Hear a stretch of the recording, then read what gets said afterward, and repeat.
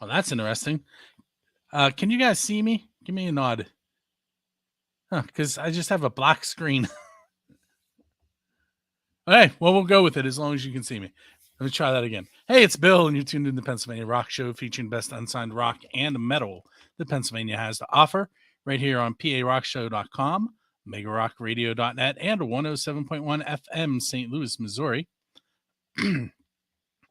XRPradio.co.uk in the Highlands of Scotland, RoodWooRadio.com on the beaches of San Diego. This is gonna be a fun one. San Diego, California. OldiesXL.com in Philadelphia, Pennsylvania, and buildthescene.com/radio right here in the thriving metropolis of Leechburg, Pennsylvania.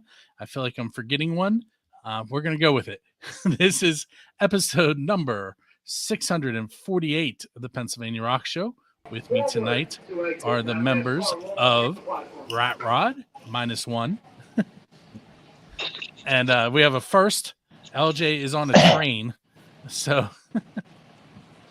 we've had some interesting locations, but the train, that's the first one. It's not Santa Claus. That's our bass player, John. If they start singing and dancing and talking about hot chocolate, I'm removing them. I don't know what that reference means, but okay. It's from oh, now I'm going to completely blank. Why can't I think of it? Ain't that the Northern Express or North? Yeah, it's the Tom Hanks one. Yes. Something Express. Polar Express. Polar Express. Yeah. There we go. See, I told you I couldn't even say San Diego. You want me to remember my references? So Tough with crowd. me tonight, Mark, LJ, Mike, and Brice from Rat Rod. It's been a little while since we talked last. Yeah. A little bit. So I was putting the album art up here in the video and trying to figure out what it is. And I feel like it's a maze, but then it also kind of looks like it could be a seal for on a motor, except all over the place. So what is it? Well, Mark? we don't know if we would really give away the full answer because we might use the answer for Trivia Road for maybe some giveaways or something. I'll But tell them. we'll just say this. It's car art. All right, I tell you what. Just in the outside chance that maybe there's a person or two that is checking this out, or maybe they will check this out, and therefore they can use it. It's actually a picture of a valve body. I'm sorry. Automatic transmission. Okay. So yeah, it was actually a picture I took of the valve body, the control assembly that I built for my truck.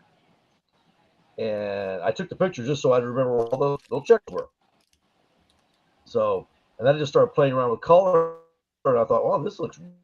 So, just before really doing anything serious with it, I sent a picture of it, and they thought it looked cool. So I had my wife, who is an artist, because I just was kind of hacking around with it, and she came up with the picture as we see it, and cover. But yeah, you're a control valve for an automatic transmission. Cool. I actually got most of that, but you are breaking up a little bit. Yeah, you're breaking up bad. Oh my gosh, you're getting up. I hate this freaking computer I'm on. Andy's delayed. While we're doing this. Use your phone.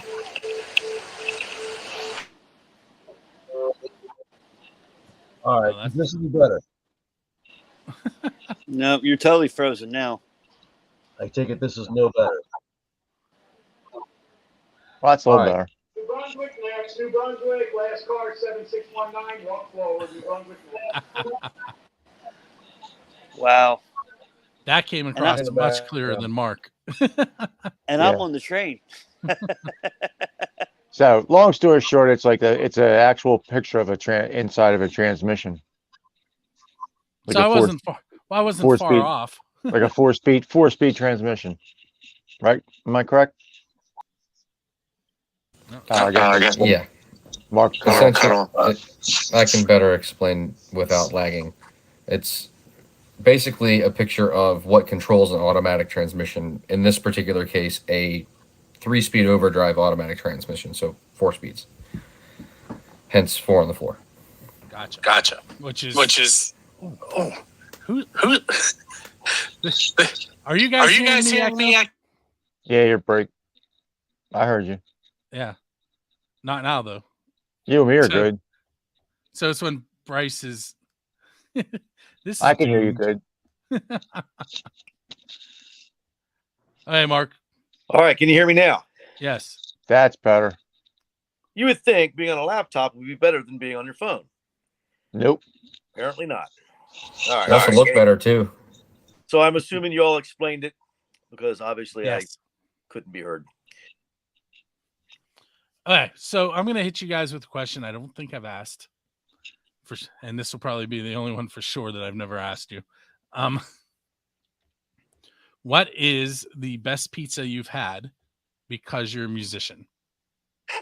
So you have to link it to being a musician somehow. Brice's face there was great.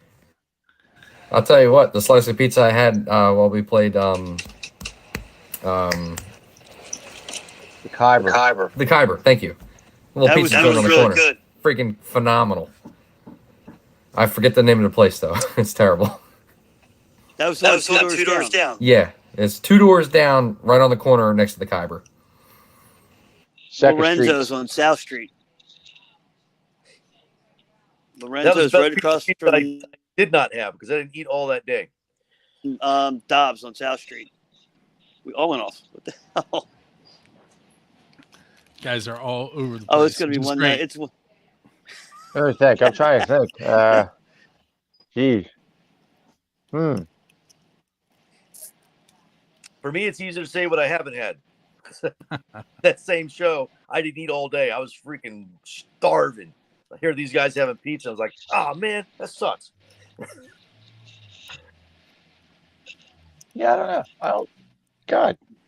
Best pizza because of being a musician? That was the question? So it could be like at a recording session or on your way to or from a gig, at a gig, Well, you know what? at rehearsal. I can answer that for myself. It goes back several years ago. I was recording over at Studio One, I think. What was the name of the place over in Philly? Or near RPM. RPM. It wasn't Yeah, RPM though. yeah. Studio The One. warehouse. The warehouse. No, yeah, but it was RPM, but it was Different name when I Yeah. was there. I was recording over Yeah. there. And the very first time I ever had buffalo pizza was when we got a pizza during that session. And I was knocked out by it. I was like, oh my God, this is the best, man. And loved buffalo pizza since then. So yeah, I think for me, I think that's it. That was long time ago, mid-90s. I'm trying so hard not to ask questions I've already asked. Yeah, I know. I don't think I can't think of one. So I'm sorry. Well, let's stick to the album. It was released in March, correct? It was finished in March. It was just released on the 18th of November. Okay. We released it to digital at that point, the streaming, all the streaming sites and downloads, all that. It was released physically this past Friday. So it's available in all the stores online. You could go to Target, you go to Barnes & Noble, you could go to Amazon, Walmart, a bunch of different places and buy it online and have a physical copy sent to you. That was on Friday. It was finished in March. Yeah, we got everything done and it was in the can, delivered to the label in March. But, with scheduling conflicts and other projects in ahead of us and distribution hiccups that were out of everybody's control, it was delayed until November 18th. And where did you guys record it at? We recorded the basic tracks in Maryland at a place called Studio E, down in Westminster, Maryland, which where we did the drums and the guitars and bass basic tracks. And then we came back to the bunker, as we call the Rad Rod bunker, and we recorded the overdubs, the harmony vocals, the extra guitars, all the extra stuff, extra tracks. We recorded here, and then we mixed it at Ron Street Studios over in Philly. Lance Walter mixed it. So it was done a little bit everywhere this time around. Sorry. Where can someone? Well, you listed online places and a couple physical places. Are there any? Since it was just support small business, do you have them in any small businesses where people could pick them up? Well, it is my understanding that they are going to be distributed through the same basic networks that distribute records and other CDs to the small mom and pop record stores. It's going to be distributed to several different places across country. I was asked a while back if I had any ideas of places we'd like to see them. So we listed, places around here, the Record Museum over in Berlin, we listed, and a couple other places around here. I'm trying to think off the top of my head what they were. Some places in the Midwest where I'm from, in Terre Haute, Indiana, there's a place called Headstone and Friends. Which we're hoping that it's going to be listed in there or on the shelf there. A place in Chicago, places in Maryland, hit and miss places throughout the country. But to say specifically other than that, not really sure at this moment. They could certainly, if they were to go to any one of these stores, they could certainly order it though, because it is available for order that way. This past summer, you guys came to Pittsburgh and played, and I can't for life remember what venue it was. Casey's. Yep. Is that your first time in the Berg to play? Yeah. Yep. Yeah. And who did you guys play with? It was two other bands from out of town, which was interesting. Mike, you remember the name of the bands? Man, I can't believe I don't. One band was out of Harrisburg, and the one other was like a super. I think they were like a touring band because they were like they pulled up with like this, this big trailer and all this gear, but in this tiny little place, and they were like I think they were expecting like a big event, like a big theater or something. But they were like like a super heavy, like I don't even. What would you say, Brian? Hardcore metal. Yeah, they were hard. That's where I was looking for. I couldn't think of it. Yeah, they were hard. They were like a hardcore metal band, and then there was the band that went on first was fronted by a girl singer, and they were pretty good. They were all original and kind of like just regular rock, like Are you looking for it, Mark? Yeah, I'm trying to find it now. See if I can. Because I don't know if I can, but I'm gonna try. You should be able to roll back on the calendar and see what the bill was. That's exactly what I'm. Go back to. But they were cool. Got it. Suicide Puppets and Veronica. That's it. That's who it was. Suicide Puppets and Veronica. Yeah, Suicide Puppets were the really heavy band. I mean, that kind of makes sense. Yeah, I would think. Yeah. Well, I guess it could be Veronica as a real heavy band, but they weren't really that heavy. They were good. They were okay. They were cool, and they stuck around like the whole night and watched all the other bands. That was really cool. I thought that was freaking cool. Yep. So that was a fun trip. We a little story behind that. We went out there with the intention of staying overnight. A friend offered up a place for us to stay. We were like, okay, cool. We play the gig. We'll go there. We'll stay overnight, and we'll just leisurely come home on Saturday. Because we tried to put something put something together in between, but it didn't work out. So we were just going to come home on Saturday. No big deal. Well, about 3/4 of the way out there, we get the phone call that they caught COVID. So we're like, well, shoot. Okay, what do we do? So we made a decision to play the show and then turn around and come back home. So we ended up rolling in about 5 a.m. or so after playing the show. 6 hours up, 6 hours back. Yep. With a show in between. So you drove 12 hours. Yep. To play 45 minutes. Oh, The life of a roller, man. Yep. Yep. We got home about 7, I think it was, in the morning. Was it that? I know it was early, but I thought it was okay. Yeah, that's If you say it was 7, I agree. It was somewhere. It was like 6:30 or 7. Yeah, it was. I was half delirious because I know. Driving. I couldn't sleep because we were all having having fun on the way back, and we were all like so tired. We were out of our minds. We were just laughing and Half delirious. yeah. Couldn't sleep. Yep, but it was fun. What do you have coming up? Well, immediately coming up this coming Sunday, we're playing a benefit. It's Torch for Tots, I believe, right, Mike? Toys for Tots, yeah. Yeah, It'll be Tots Sweeney's in Philadelphia. Sweeney's in Northeast Philly. It's going to be an afternoon show. It's on a Sunday, and that should be the last thing for this year, unless something else sneaks up on us that that could be cool. January 7th, we're going to be in Delaware, playing at Bar 13. It's one of our favorite spots. We're getting back down there again. We're going to be opening for Spread Eagle on January 28th, I believe that date is. I believe so, yeah. That is at the Union Firehouse in Mount Holly, New Jersey. That's going to be a great night. Black Rose Rebellion on that, and who else is on that, Mike? You remember? I think it's just the 3 of us. Okay.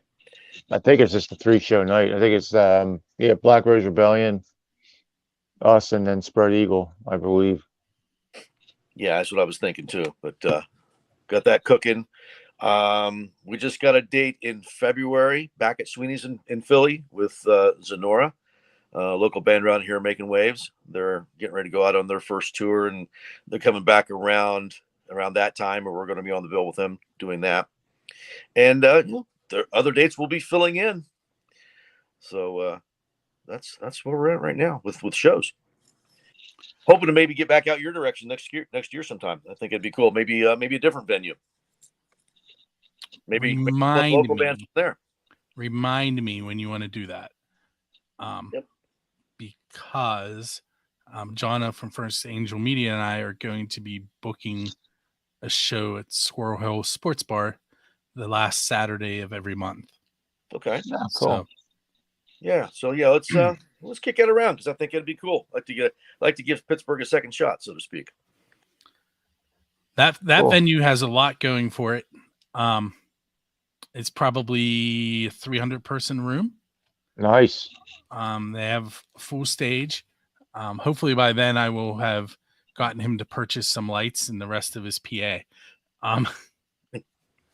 Because the sound guy will cut us a deal if he doesn't have to bring his own stuff. There you go. And the sound guy works at a music store and is going to get the owner a discount. It sounds like a win-win all around, doesn't it? Yeah, it is. Yeah, absolutely. I like that. Yeah. But much like everywhere else in the city, parking is horrendous. Yeah. We know a little bit about that, don't we, guys? Yeah, it's the same way. It's in any same thing in any city. Like Friday, this past Friday night, like Bryce was saying, we played Khyber in Oakburg. The Khyber's a pretty popular place. It's been around forever here in Philly, and so we got to play there. We played there Friday night, and it's right in Center City. Well, south. It's like south, but close enough, and it's just. It was tight, but it was awesome. But you got to park 12 blocks away and walk with all your stuff. And when I go to Squirrel Hill, I park in the magistrate's parking lot. Ah, there you go. I'm sure they're Right. okay with that, right? What's that? They're okay with that, right? Well, I mean, they're closed, so They Yeah. got I hope they're okay with it. they're I going may to be. come out one time and not have a car. Yeah, that Well, might. there's a place that what Mark was saying earlier, Bar 13, that we're playing in January. There's a place right across the street that's got this nice parking lot where people could park, and they have cameras and shit, and they tow cars. You won't even be across the street and into the bar before a tow truck will be there. It's, I don't know why they got to do that, but whatever. So, while we were having this conversation, I was thinking of that TV show Parking Wars. Yeah. Because every time I turn it on, which is hardly ever, they're always in Philly. Well, yeah. It turns around. It turns out that was like that show was based. It ended up being shot mostly in Philly because how bad it is. You know what I mean? And they really are like that, man. That's all reality, man. It's bad. It's funny you said that, because somebody was just saying that because of that show, they're actually making changes to that whole department for the better, because how bad it looked on TV and how furious, I guess, the higher ups or whatever were like embarrassed, you know what I mean? So I heard, I don't know what, but I heard they're like making all kinds of changes now. And Well, how about the time? How about the first time we played South Street? Bryce, you remember that? When they got. Yeah, we were literally loading in still, and like we didn't even leave the car, and a damn meter maid was taking on the damn windshield. We're like, well, we're literally gonna move it like now, and then like, nope, sorry, I already wrote the ticket. You're beat. I'm like, okay, that's cool. yeah, I got a ticket that night too. Assholes. Yeah. I got a ticket that night too, dude. I swear to God, right across the street. I was right in an illegal spot. My So money you- ran out. Yeah, we were So in you a loading guys- zone.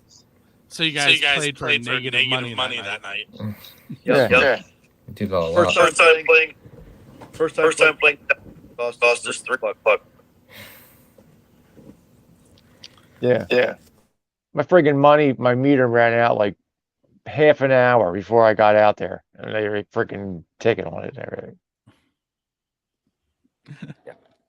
Yeah, we know a little bit of parking problems.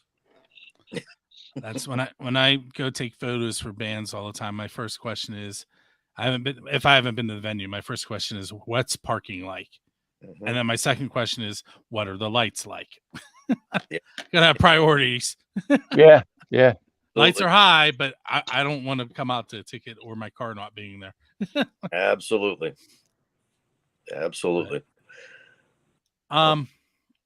So what's a non-standard venue that you would like to play at? Have I asked you guys that question? Don't remember you asking that question.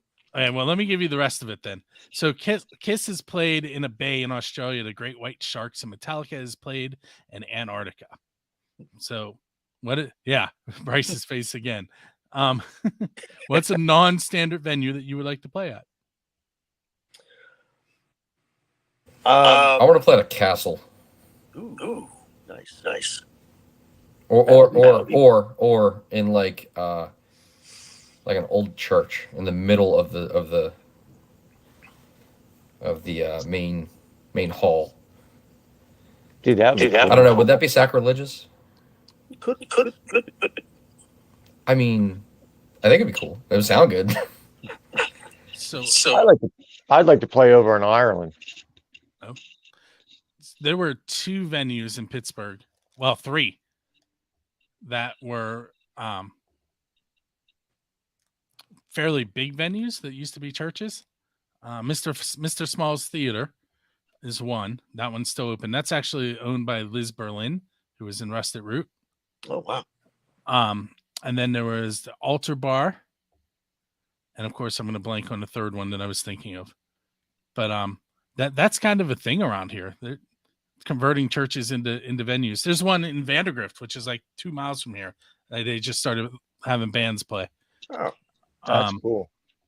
And the first time I went to Mr. Smalls, there was a Emergenza festival. I don't know if you've ever heard of it. Good. That's good.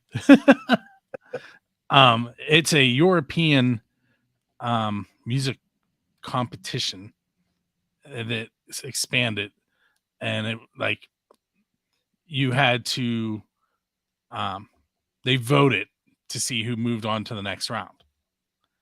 Well, voting consisted of someone standing on the stage with a clicker going and counting hands. wow. Really what happened was they counted tickets. Right. Mm-hmm. Yep. But I will say in Pittsburgh, the finals consisted of, I think, 5 bands from the valley I live in, which is like 45 minutes from Pittsburgh. So we let them know that we existed at least. Nice. That's cool. But There was a place.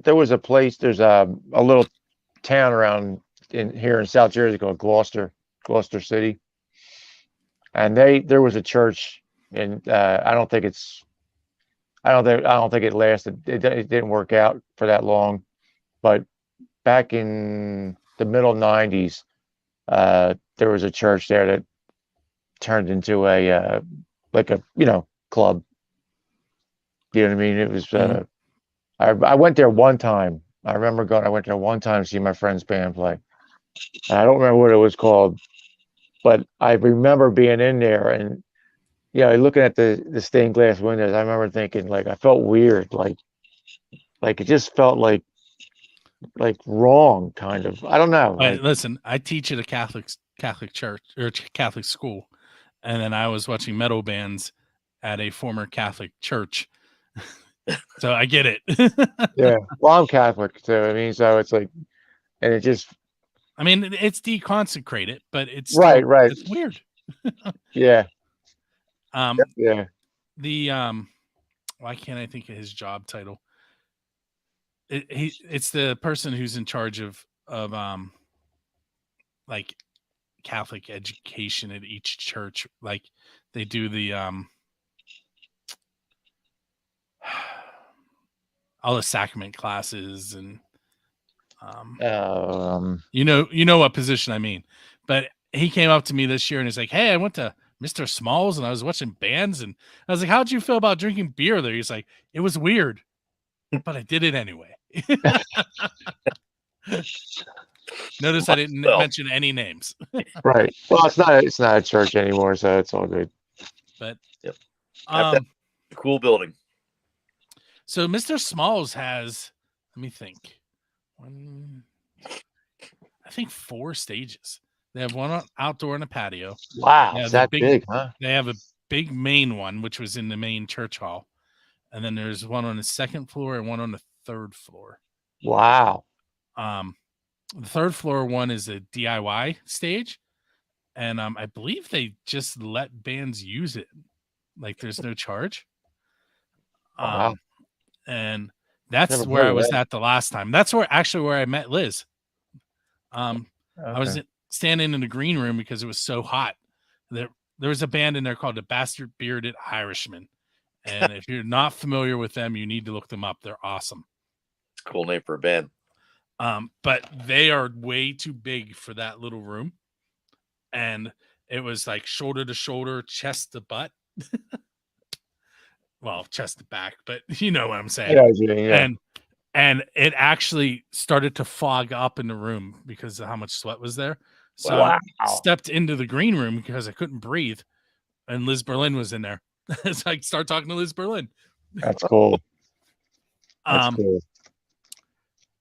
And I said, "Hey, you don't know me, but I've been playing your music on my show since like 2005. I'm sure she appreciated that. Yeah. Wow, that's pretty cool. Her not the rest of the stuff, her solo stuff. It's still cool though. So tonight we're gonna play All or Nothing. Okay. And Thank you. I listened to about half of it with my daughter right before we came on, who's really getting into the local scene. And you got a I like it out of her, which is a lot of work Nice. for. All All right. right. So Tell her thank you. How old is she? she's 12. Okay. Okay. Good. And recently I made a playlist for her on Spotify because one of her friends told her that she listens to soft music. And I was like, okay, we're going to fix that. And I We'll was like, fix that problem. That's good parenting. We need more of that. Yes. We need more. but what it turned into was me picking and choosing everything I like. So it's all over the place. There's country, there's hip hop, there's metal, there's rock, there's southern rock, there's Okay. and so far the only thing she made me turn off was Amish Paradise by Weird Al. She's like, what is this? She'll need to warm up to Weird Al. He's a tough act. I don't think she doesn't understand that sense of humor yet. Yeah. She will. When she does, she'll be like, Dad, that was great. So tell me a little bit about All or Nothing. All right. Go ahead, Mike. All or Nothing. Well, Mark had sent me the music for that. Actually, Brice came up with the main riff for that.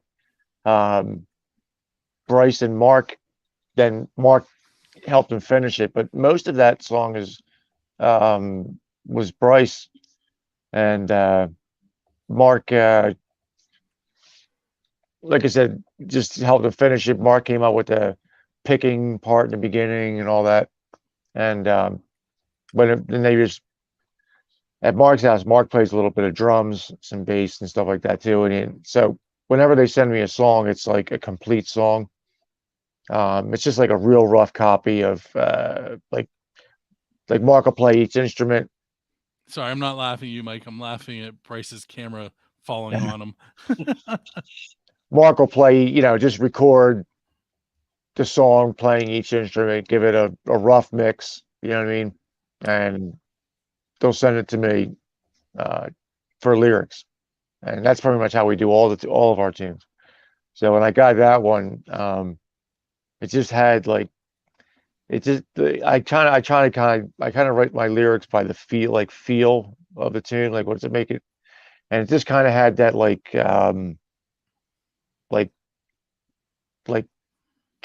don't know if triumph is the right word, but kind of like that good feeling, you know what I mean, like gonna win, I'm gonna do it, I don't know if I don't know if I'm explaining it right. But I know what I mean in my head. Like I'm not sure what I mean. Like it just kind of had a vibe to it, like a positive. I guess that's the word. It had a positive vibe to the music. So I kind of tried to come up with something like that for the lyrics, and then I was just scatting around over top of it, and All or Nothing just popped out, and I was like, I like that. Okay, I'm gonna go with that. And then I just kind of wrote it around the chorus. I came up with the chorus first, actually, but then wrote the lyrics around that. Cool. Yeah. So of the music, Brice had the riff he was just playing around with, and I said, "Yo, I like that." And we were playing around. It actually happened to be that it was New Year's Day of 2020 or 2019. I forget which one it was, but it was a New Year's Day. He and I house, and we started working on songs, and 2 songs got written that day. That one and Knock 'Em Down. And the reason why that jangly thing is in the beginning of it is because I needed that to remember the riff he was playing. So I did that just to put a marker down to remember what I was doing, and it sounded cool, so we left it. But it centered around the idea he had, which is how the song starts. And then we just arranged it together. Did the arrangement. When we arranged it was just he and I with just a drum machine, just going to keep it a beat. We arranged it, and then I took it from there and put real drums on it and threw a bass on it and guitar solos, and like Mike said, sent it to him, and he did the rest. But yeah, we did 2 songs that day that we did it. We did that and Knock 'Em Down, the last song on the album. Both of them, by the way, his ideas, Brice's. Yeah. So, but the lyrics are kind of like how I personally felt about the band, about this band from the beginning, from like, you know what I mean? Like I've been saying since we got together that, like, you know, no matter what happens, I want to give it everything we can, you know what I mean? And see what happens. Like, no, you know, I don't want to like cut any corners. I mean, that's, you know what I mean? Like, just kill it Give and it all do or the best we can and see if we can make something happen. You know what I mean? All right, so let's take a moment and listen to All or Nothing by Rat Rod, and we will be right back. And what we're going to do when we come back is we're going to give Brice 30 seconds of none of us talking so he can get something out, because every time he turns his mic on, everything echoes and he turns it off. All right, so we'll be right back. Thank you for picking up on that, Brice. On what? On the fact that you had to keep muting. Yeah, well. All right, so we're going to come back in. You ready? Okay. That was All or Nothing by Rat Rod. Mike, Mark, and Brice are with us right now. LJ, he goes by Little John, right? Isn't that what the LJ stands for? Yeah. Yeah.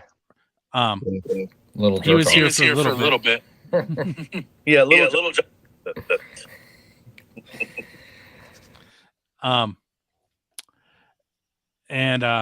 So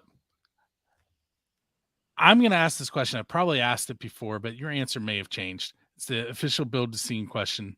It's who's your Dave Grohl? In other words, what band do you want to go up on stage with and perform one of their originals? Let's let Brice go first on that one. Okay, but everybody be quiet.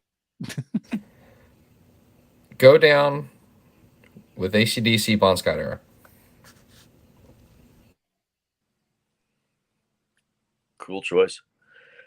I'm gonna. I've said you have asked me this question before. I'm gonna change my answer, and I'm gonna go off the written script and not say something AC/DC. I'm gonna go with Rose Tattoo and the song Remedy. That song I'd like to play with those guys, preferably specifically with Angry Anderson, the singer. But I'd love to be able to do it with the whole original band that actually recorded it. That would be awesome. Okay, Mike, you're up. All right. Let me think. Boy, I've been thinking. I was going to say, if you want blood, AC/DC with AC/DC, that was just. But like Mark said, I'm going to change it. I'll go a different route because that's just too obvious. I would love, you know, I think it would be freaking cool to go up with Buck Cherry and do Lit Up. That would be cool too. Yeah. Buck Cherry, Ken Nelson, he was in Buck Cherry, right? Yeah, Yeah. I'm pretty sure he's from Pittsburgh. I think so. Yeah, he was the guitar player. He was like pretty much the key writer. You know what I mean, on all those early, and then he left and came back, and he left again because he just wanted a break. From what I understand, I don't think it was anything personal. But since he left, you know, the hits have kind of stopped. It's a shame. I think they're a killer band. You know, I mean, Stevie D is one of their guitar players now, and their new album, Hellbound, is, I like it. I think it's badass. It's probably the best one that they've come out with since, you know, the Crazy Bitch album. Which is what everybody knows them for. 15. Yeah, 15. Yeah. Yep. But new, that word new sparks something. What do you guys think of the new Metallica song? Badass. Love I it. haven't heard it. It is a return to older Metallica, in my opinion. It sounds to me like a touch of new wave of British heavy metal, because they're playing out of type. They're playing out of key, not out of key, but they're playing out of a key that they typically play in. You know, they're usually in the E's. You're usually chugging E's. there's a lot of A notes going on in this record, in this song, and it has an old school sound to it. I dig it too. Mike said he hasn't heard it. I haven't heard it yet. I can't believe it. I saw it like 4 hours after it posted on YouTube. I liked it too. Yeah.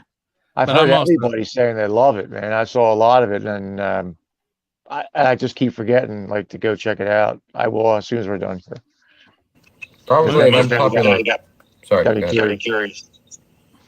Probably an unpopular opinion. I think it's probably better than most of the new stuff they've put out, like post Garage Inc., post Black Album. I didn't really care for much anything after that until now. Yeah, that's pretty fair. It's a strong song. See, I first I came to Metallica a little late. When I say late, I mean like my freshman year in high school. Well, Brice, I'm clearly older than you. There's gray here. I don't know if you noticed. It's there.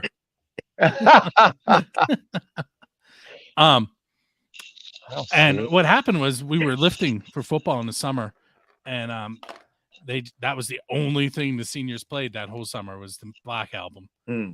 So, and yes, there are quite a few songs from the Black Album on the playlist I made for my daughter. You can't deny it. It's an absolutely phenomenal record. One of the best. Super produced. It was the best normal song album they've ever done. They sold out, man. Master of Puppets is their best album. What was that? Master of Puppets is their best album. Yeah, absolutely. Overall, Master of Puppets is their masterpiece. But in terms of short songs, normal everyday type of arrangements, Yeah. opposite. Yeah, I know what you mean. Yeah. I agree. Yeah. There's two different variations in my view. There's classic Metallica, which is a bit progressive, and then there's modern Metallica, which is typical song structure. So Black Album is the best of the typical song structure albums, and Master is their masterpiece overall. There's a video on YouTube of this group of guys who listen to bands or songs for the first time. I saw that. Yeah. You saw that? You know which one I mean? Yeah.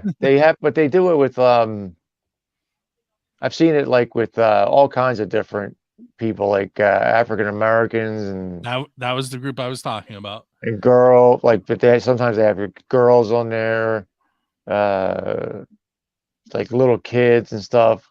Mm-hmm. Yeah, that's pretty neat. I wish I could remember the title of that one, because the one guy was taking the Master thing too literally, and oh God, yeah, and the other guys were like, when they actually Googled it, and they were like, oh, and then like complete different turnaround on their opinion. And for those of you that don't know, it's actually about drug addiction. Yep. Yeah. And trying to beat it.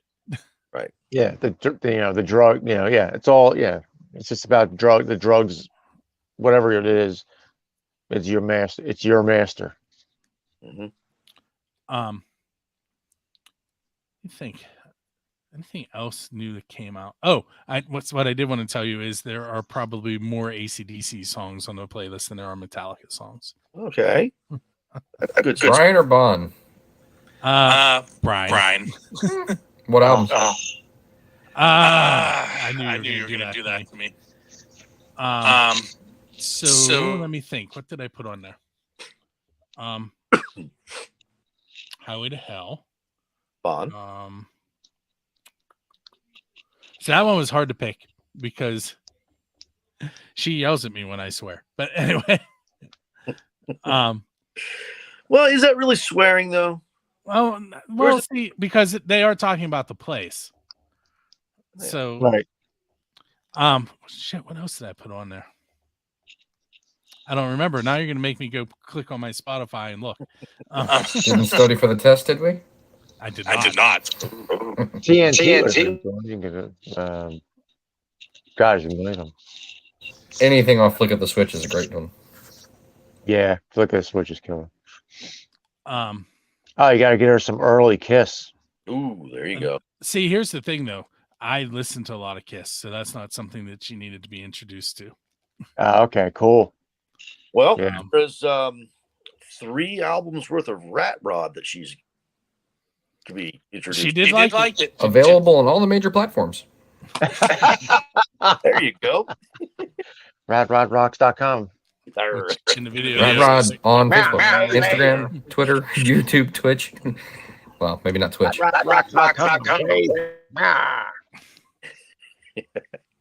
Well, I mean, you're on Twitch right now. There you go. We have merch. Let me give you 2 more questions, and then I will let you go for the evening. Maybe 3 for Brice, 2 for everybody else. All right. If you were sitting on a bench and your musical idol sat down next to you, turned to you and said, "You can ask me only one question." First of all, who is sitting next to you? And second of all, what are you asking?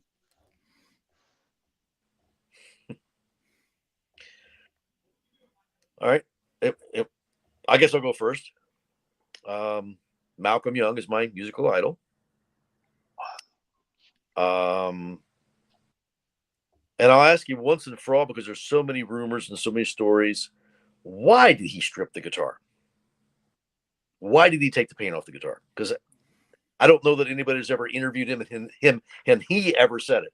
Everybody else says it, but he's never said it as far as I know. So I think I would ask him that. Okay, fair enough. I'm going to go Scott Ian. And my question would be, you want to go grab a beer? Because then I can ask as many questions as I want as long as we're drinking a beer. That's good. That's good. That's Finding the loophole. Mine would be Bon Scott. And the question would be, what really happened the night that you passed away? What's the truth? Actually, I could amend my question. Are we I guess we're assuming like, is it like they're coming back from the dead, or they're You can do that. Usually ask the question with the DeLorean would enable that. In the vein of unlocking musical secrets, it would be Brian Johnson, and it would be, truthfully, did you write the lyrics for Back in Black? Yes. Yep. Excellent. He's gone on record and said, yes, that was him, but That doesn't mean read the lyrics. Read them, and then compare them. Come on. Yeah. And then compare them to all the stuff he's actually written. Something don't add up here. Yeah, I don't. I'm with Brice. Yep. But I mean, all right. So if it's somebody, Mark is his guy passed away too. So yep. I'm gonna stick with mine. Yeah. All right, let's see if Brice can find a loophole on this one. Okay, so Robert Johnston, blues guitarist, terrible at playing, disappears for a year, comes back, phenomenal guitar player. Rumor was he sold his soul to the devil at the crossroads. You're now standing at that same crossroad, waiting for the devil to show up. What are you selling your soul for? And you can't say I'm not. I was going to say it's not for sale. I would sell my soul for the ability to sit down and practice relentlessly without getting bored or distracted.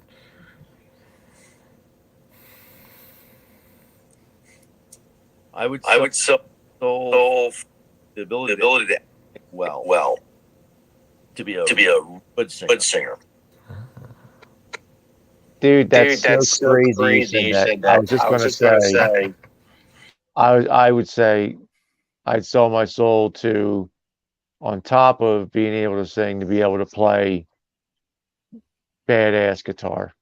Like, really, really good. Like, be a really good guitar player. I don't have, not a shredder, but just like a slash page type player. I'd like to Good point out guy. I did find the loophole. Go ahead.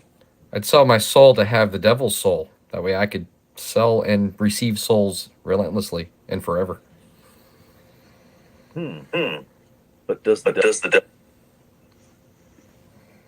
I don't know. Probably. I'm right. I'm not satanic either, by the way. Just on the record here. Just a loophole. So I said I was going to ask Brice 3. I'm special. I only did it because you kept doing.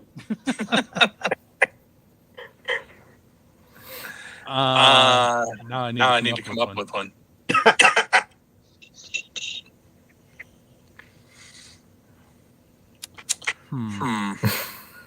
Clock's ticking. If you were doing your own podcast, what would your official question be? Can it be a two-parter? Mm-hmm. Okay. What beer do you drink? And Ford or Chevy? If you mute yourself. There you go. I'll answer. First, I don't drink alcohol, so that like when I say I don't, I've been going to this concert that is in its 23rd year. I've been there 20 years. I've had 2 shots in 20 years there. So when I say don't, I really mean don't. Nothing wrong with that, man. But Ford or Chevy, my dad owns a 1931 Ford, a 1937 Ford, and a 1955 Ford. So I think I got to go Ford. He's softball. Okay, you passed the test there. You're good. Mark and Mike knew that answer. This guy's all right. He knew the answer too. He tossed you a softball. Did I? Hey guys, I want to thank you for hanging out with me on 648. Just a reminder. Thanks for having us. Just a reminder to everybody, it's ratrodrocks.com. And check out Four on the Floor. And the song that we played tonight was All or Nothing. Available on all major platforms. But if you look for us on the major platforms, you have to put Rat Rod in as one word. He definitely comes up quicker that way. Unfortunately, but it's correctly 2 separate words, obviously, but it got put into social media as one word, so it has to be searched as one word, and you'll find us. But if you type in Rat Rod 4 on the floor, it'll come up. Yeah. Or you might find a picture of a dirty old Model A that's been slammed with a 4-speed in it. Who knows? Not bad. All right, so what we're going to do now is we're going to listen to some more of the best unsigned rock and metal that Pennsylvania has to offer. You will be hearing from John American Hilljack Lane shortly. He's going to tell you how to subscribe, leave comments, and all of that kind of stuff. When you hear that, you will know the episode has ended. If you're listening on one of those stations that I mentioned at the beginning, that I'm not going to mention currently, stay there because you're going to hear some more unsigned and independent music, and you might find your next favorite band. Yeah. With that said, we will catch you next week.